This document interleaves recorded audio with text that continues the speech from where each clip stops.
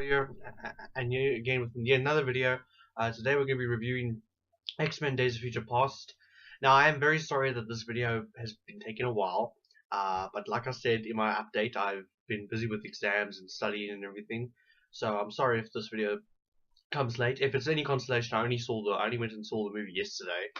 So like, so it's not like I haven't been holding out on you guys. Anyway, but yeah, let's get into the review of Days of Future Past.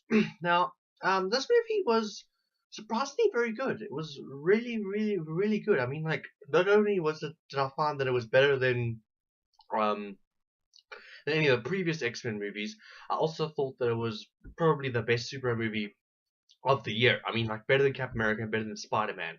Um, and I don't know, it had a very enjoyable story. The fight scenes were really good. You know, and yeah, it was just a very good movie. I don't know what it is about this movie that I like so much, but yeah, it's just a really, really good movie. And yeah, and then oh yeah, and I've got a bit of a confession to make. In the movie, I gotta admit, I did quite like Quicksilver a lot. Like, he was one of my favorite characters in Days of Future Past was Quicksilver. And if you guys watch my first impressions video, you will know that I ranted on for like at least half the video about Quicksilver in Days of Future Past, and it doesn't make any sense that he's in Days of Future Past and in Avengers 2, and he's played by different actors and everything. I'm still against the two Quicksilver part, the two different Quicksilvers. I'm still against that part, but the one Days of Future Past was actually pretty good. I still don't like his costume. His costume was like really like, I didn't like his costume at all, but like the guy who played it, the guy who played as him was pretty good, and you know, he did a very good job.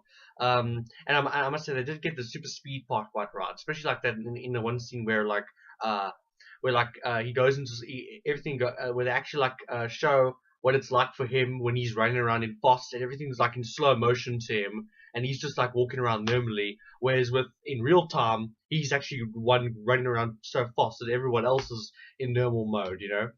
And I found that was pretty interesting. And yeah, this movie was this movie was really, really great. Yeah, and it was just a really good action movie. One thing I'm very happy about this movie though is that towards the end, Fox kind of brings in the idea and says, look, the last 4 movies we did were not that great.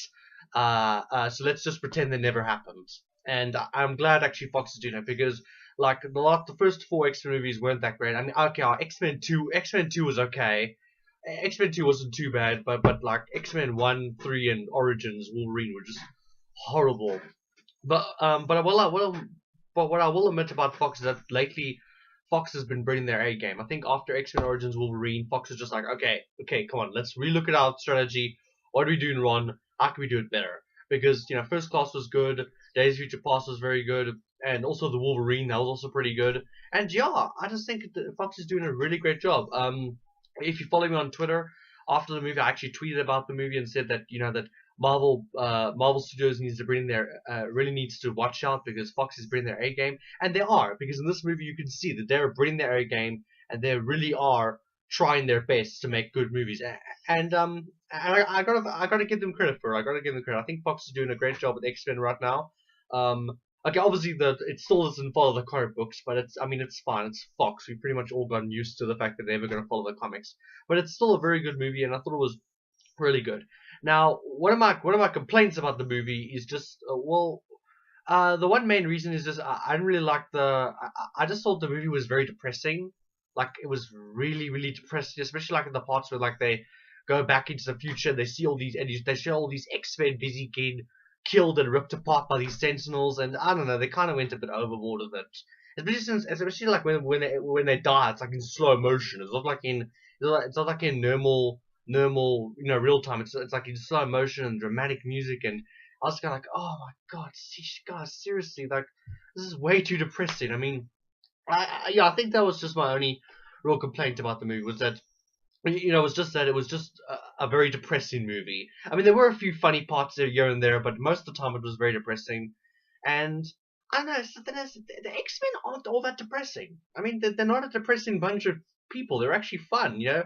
Their books are funny. It's got humor. It's got, you know, they have fun with their power, using all their powers and everything. You know, it's not like all doom and grim. You know, I mean, sure, you know, in the comic books, they are, you know, boycotted by Homo sapiens, and, you know, and they're, and society doesn't like mutants and everything. But like, other than that, it's the books are fun and they're, you know, interesting. And this movie was just, it was very depressing, like really, really depressing.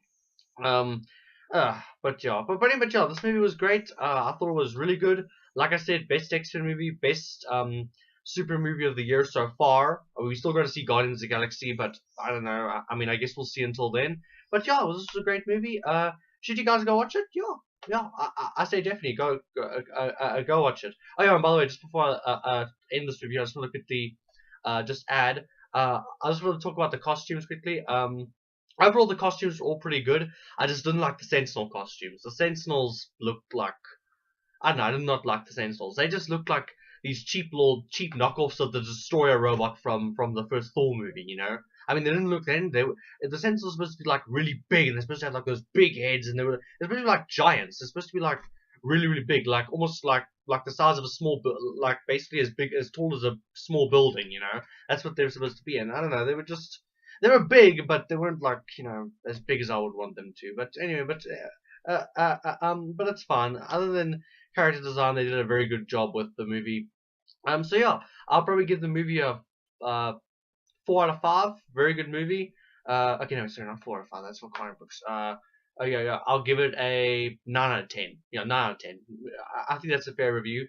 Very good movie. Guys should definitely go watch it. And yeah, great movie. I really enjoyed it, and I was very. It surprised me a lot because I wasn't expecting it to be, you know, that great. I was expecting it. Okay, maybe it could be better than Spider-Man, but I didn't think it was going to actually be better than Captain America. But it did, and I must say, Fox did a very good job with it. But yeah, oh yeah. But by the way, guys, just before I end this review, I just want to let you guys know that my comical review for May, which I was going to do, I just want to let you guys know that I won't be able to do that review until the end of the month.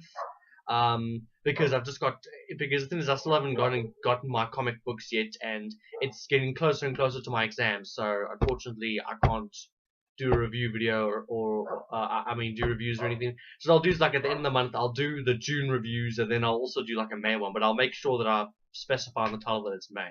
Anyway, but yeah, thanks for watching my video, guys, and yeah, cheers.